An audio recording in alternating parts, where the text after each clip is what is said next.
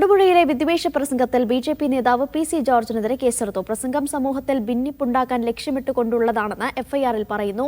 HRDS secretary Aji കൃഷ്ണനാണ് കേസിൽ രണ്ടാം പ്രതി. പരാതി ലഭിച്ചിട്ടും കേസെടുക്കാൻ പോലീസ് തയ്യാറായിരുന്നില്ല.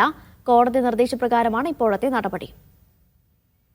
മുഹമ്മദ് ആഷിഖ് വിവരങ്ങൾ നൽകും. ആഷിഖ്, പി.സി. ജോർജിനെ കേസെടുക്കാൻ വകുപ്പുണ്ടെന്ന് തൊടുപുഴ കോടതി വ്യക്തമാക്കിയിരുന്നു. അതിന് പിന്നാലെ നടപടിയിലേക്ക് കടന്നിരിക്കുകയാണ്. എന്താണ് ഈ എഫ്ഐആറിൽ ചുമത്തിയിരിക്കുന്ന വകുപ്പുകൾ? ഭാരതീയ ന്യായ സംഹിതയിലെയും കേരള പോലീസ് ആക്ടിലെയും വിവിധ വകുപ്പുകൾ ചുമത്തിക്കൊണ്ടാണ് ഇപ്പോൾ പി.സി. ജോർജിനെതിരെ കേസെടുത്തിട്ടുള്ളത്. നിലവിൽ രജിസ്റ്റർ ചെയ്തിരിക്കുന്ന എഫ്ഐആർ പ്രകാരം ഒന്നാം പ്രതി പി.സി. ജോർജും രണ്ടാം പ്രതി HRDSന്റെ സെക്രട്ടറി അജി കൃഷ്ണനുമാണ്. അജി കൃഷ്ണന്റെ നേതൃത്വത്തിൽ HRDS സംഘടിപ്പിച്ച 25ാം വാർഷികം അടിയന്തരാവസ്ഥയുടെ 25ാം വാർഷികത്തിന്റെ പരിപാടിയുമായി ബന്ധപ്പെട്ട് നടത്തിയ പ്രസംഗത്തിലായിരുന്നു പി.സി. ജോർജ് കടുത്ത വിദ്വേഷ സ്വഭാവമുള്ള പരാമർശങ്ങൾ നടത്തിയത്. തുടർന്ന് കേസെടുക്കാൻ പോലീസിനെയും മുഖ്യമന്ത്രിയെയും വെല്ലുവിളിക്കുകയും ചെയ്തിരുന്നു. തുടർന്ന് പല വ്യക്തികളും സംഘടനകളും അടക്കം പോലീസിൽ പരാതി നൽകിയെങ്കിലും കേസെടുക്കാൻ പോലീസ് തയ്യാറായിരുന്നില്ല. പിന്നീടാണ് ഇതൊരു കേസായി കോടതിയുടെ മുൻപിൽ എത്തുന്നത്.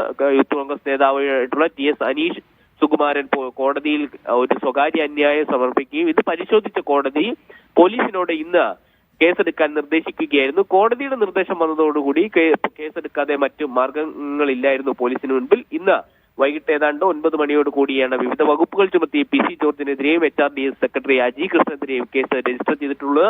നിലവിൽ ഒരു വിദ്വേഷ പരാമർശത്തിന് കൂടിയുള്ള കേസ് കൂടി രജിസ്റ്റർ ചെയ്തതോടെ വിദ്വേഷ പരാമർശ കേസിൽ ജാമ്യത്തിൽ കഴിയുന്ന പി.സി. ജോർജിന് ഇത് വലിയ തിരിച്ചടിയാകുമെന്നാണ് നിയമവൃത്തങ്ങൾ പറയുന്നത്. ജാമ്യ വ്യവസ്ഥ ലംഘിച്ചതായി കണക്കാക്കപ്പെടുകയും മുൻപത്തെ കേസിലടക്കം അറസ്റ്റ് വരിക്കേണ്ട സാഹചര്യം ഉണ്ടാകുമെന്ന് നിയമവൃത്തങ്ങൾ ഈ ഘട്ടത്തിൽ ചൂണ്ടിക്കാണിക്കപ്പെടുന്നുണ്ട്. ആഷിഖ്, കോടതിയുടെ നിർദ്ദേശപ്രകാരമാണ് ഇപ്പോൾ കേസെടുക്കുന്ന നടപടിയിലേക്ക് കടന്നിരിക്കുന്നത്. ഇനി തുടർ നടപടി എന്തായിരിക്കും? മൊഴിയെടുക്കലോ അല്ലെങ്കിൽ അറസ്റ്റ് ഉൾപ്പെടെയുള്ള സാഹചര്യങ്ങളുണ്ടോ? അതിനുള്ള സാഹചര്യമുണ്ടോ?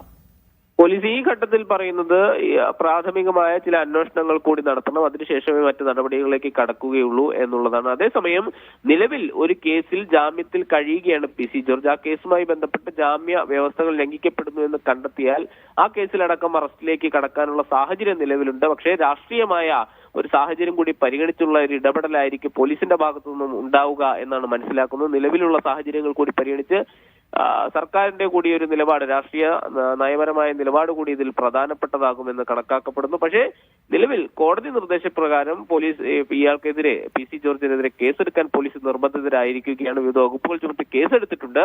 സ്വാഭാവികമായ അന്വേഷണ നടപടികളുമായി മുന്നോട്ട് പോകുമെന്നാണ് പോലീസ് അറിയിക്കുന്നത്. പക്ഷേ ഉടൻ അറസ്റ്റ് ഉണ്ടാകുമോ എന്നുള്ള അടക്കമുള്ള കാര്യങ്ങൾ നമുക്ക് നോക്കിക്കാണേണ്ടതാണ്. ശരി, മുഹമ്മദ് ആഷിഖാണ് വിവരങ്ങൾ നൽകിയത്.